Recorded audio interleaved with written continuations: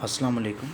I'm going to talk on about fission bomb and hydrogen bomb. A bomb is like a weapon. The main intention of weapon is to kill someone.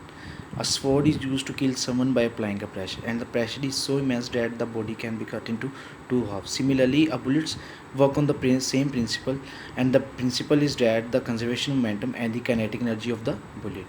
You just need to create some unusual circumstance to kill someone by using a weapon. In most of the cases, we think that destruction is unusual or unnatural phenomena.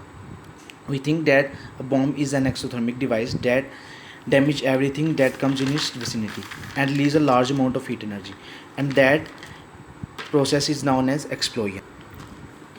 The bomb we use are chemical bond, and the energy comes from the chemical bonds of the energy of the molecules, and this energy is known as chemical energy. Fission and fusion bomb work differently. We are familiar with the famous Einstein mass energy equation, E is equal to mc square, and this equation implies that mass is a form of energy. Mass is equivalent to energy. The mass deficient is not a new word for us. For example, if you have a huge mass and you divide into too many small masses, and the total mass is not the arithmetic sum of the total mass, large mass. It also depends upon the arrangement of particle. In atomic bomb, the energy comes from the mass, and mass basically release energy. Mass and energy are related by the square of speed of light. This means that a small amount of mass can create a huge amount of energy.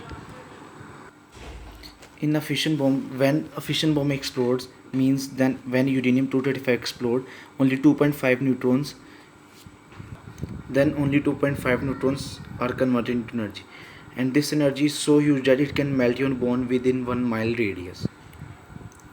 Hydrogen bomb is also named as fusion bomb, and its working principle is a little bit different. For example, when you have a nucleus and you break large nucleus and you break into two halves, break into two pieces, it releases energy because of the binding energy curve trend within the periodic table. That's it.